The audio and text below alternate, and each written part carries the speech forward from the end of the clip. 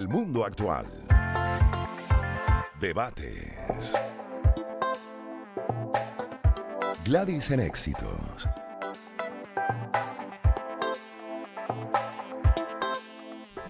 Y ya prácticamente vamos cerrando el seriado sobre pensamiento crítico que estamos haciendo semanalmente. Y bueno, hemos tocado con diferentes especialistas, desde filósofo, antropólogo, sociólogo y un internacionalista también para revisar un poco, bueno, cómo estamos en pensamiento crítico en el mundo. Y hoy vamos con una especialista en política. María Corina Roldán Robles es estratega política, es CEO y también el presidente de Elevation, especialista en comunicación política y opinión pública, y asesora mucho en este sentido. Asesora mucho, es decir, que sabe bastante de cómo manejan el discurso, por ejemplo, los políticos y que además aspiran a cargos, ¿no?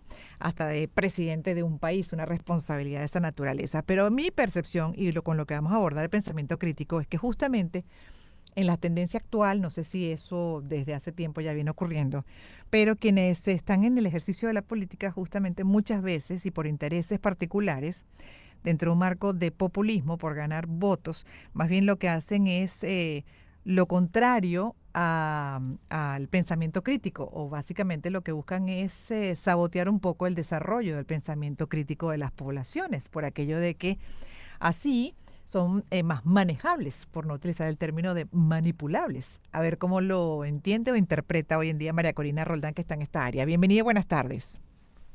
Buenas tardes, muchas gracias por invitarme otra vez, Gladys. Y sí, efectivamente, en la actualidad podemos ver muchísimos políticos que optan por tendencias o por discursos un poco más populistas, porque es una forma, diría yo, más fácil de lograr el poder. ¿Y por qué más fácil?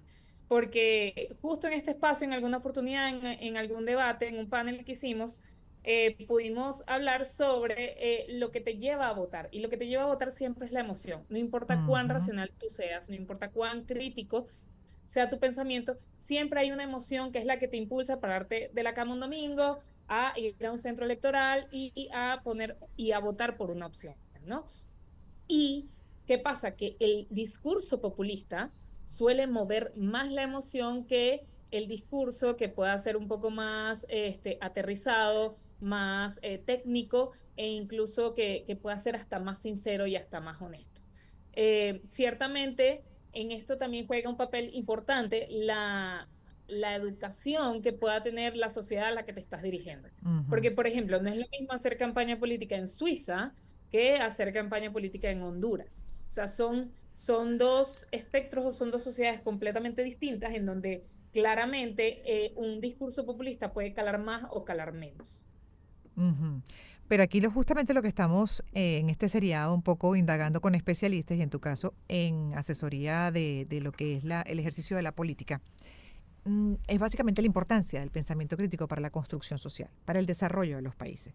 De un tiempo para acá vemos que pues una de las cosas que menos se hace, por ejemplo, en la responsabilidad política es inculcar ese pensamiento, trabajarlo desde todas las áreas o todas las instituciones, reforzar el pensamiento crítico desde la familia como núcleo, pues el sistema educativo, en general todas las instituciones que pueden incidir, influir en la formación de ese pensamiento tan importante para pararnos mejor ante los hechos y ante el liderazgo, además, ante potenciales liderazgos negativos que se presentan como muy positivos y dentro de ese marco populista, hablando de las emociones. Entonces, en este contexto de la importancia del pensamiento crítico, ¿cuánto ha incidido la política, para bien o para mal?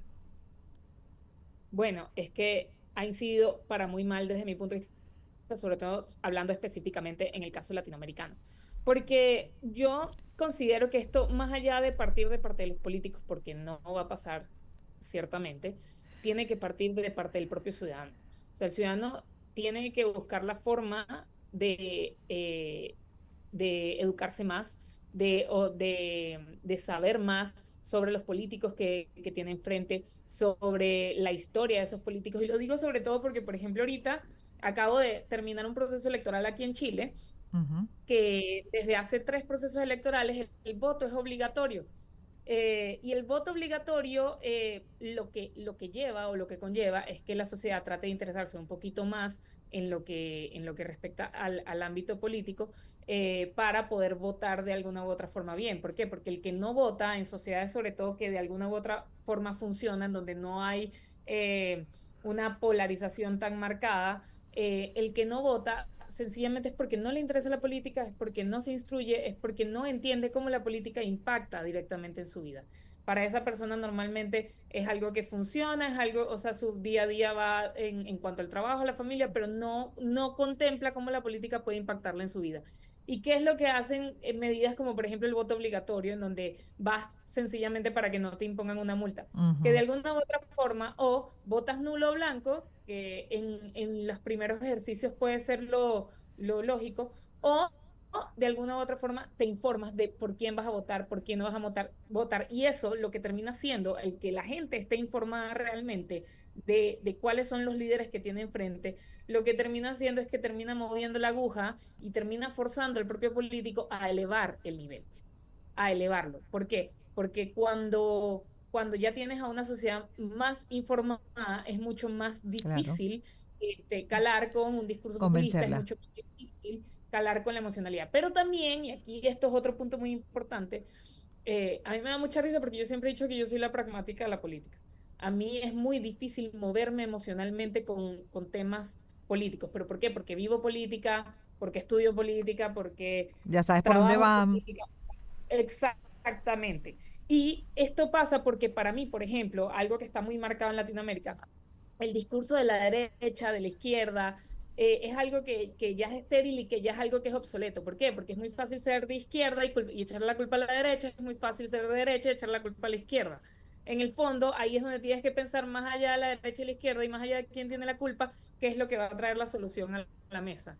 Y cuando te sientas en una silla como presidente, como diputado, como alcalde, en cualquier cargo, en el fondo, más allá de pensar en que voy a gobernar por la derecha o por la izquierda, tienes que pensar cuáles son los problemas reales de esa sociedad a la que te estás dirigiendo y cuáles van a ser las soluciones. Y eso indiferentemente de la derecha y la La izquierda, ideología. porque sí, al final estas son corrientes, pero la resolución de conflictos, la resolución de problemas, puede que la corriente te lleve de alguna u otra forma, pero en el fondo son corrientes que solo te mueven lo emocional, no terminan aportándote soluciones. Y cuando estás hablando de la corriente democrática, o sea, ideológica, pero dentro de un marco democrático que respeta los valores democráticos, porque cuando ese no es el Exactamente. objetivo, sino el control absoluto, más bien entonces ocurre no solo un sabotaje de lo que es el desarrollo del pensamiento crítico, sino aniquilar el pensamiento crítico, y comienza un proceso hasta de adoctrinamiento e ideologización.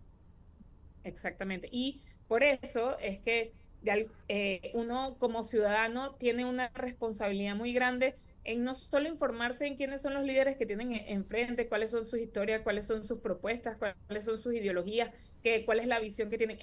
Va más allá de eso. Es que tengas la capacidad de educarte o de instruirte bien a ti mismo.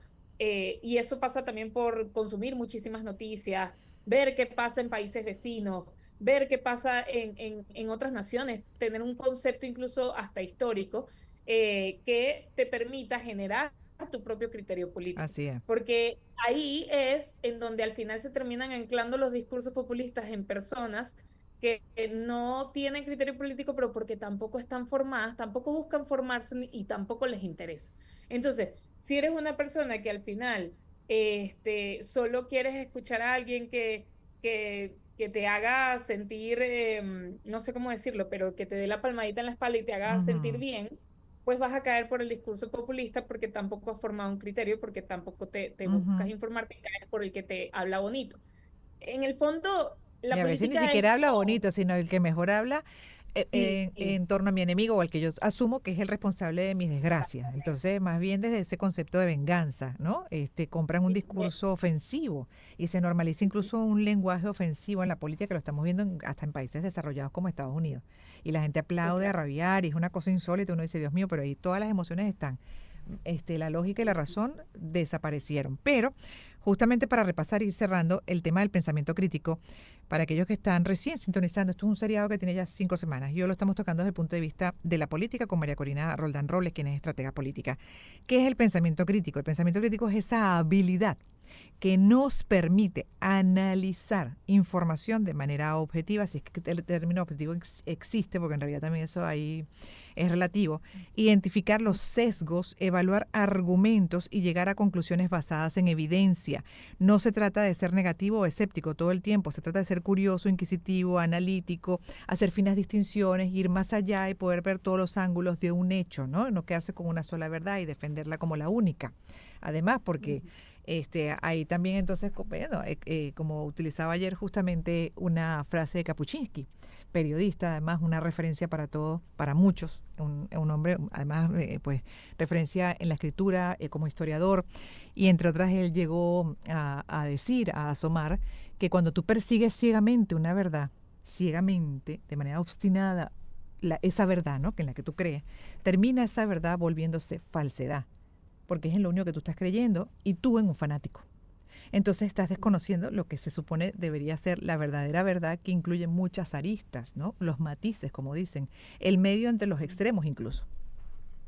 Sí, de hecho, aquí en política tenemos como, sobre todo los que trabajamos ya en un ámbito un poco más científico, por decirlo así, tenemos como la creencia de que cuando una persona abraza una tendencia política de formas muy fuertes, es sus carencias hablando a través de ellos o sus resentimientos. Ujú, ¿Por qué? Porque normalmente las causas políticas cuando ya se van a un extremo, en el fondo lo que hacen es que se cimentan en el resentimiento o en la ira o en la rabia de algún acontecimiento, pues para surgir y para crecer. De hecho, eso se llama, ese tipo de liderazgos que surgen a través de eso, se llaman liderazgos por resentimiento.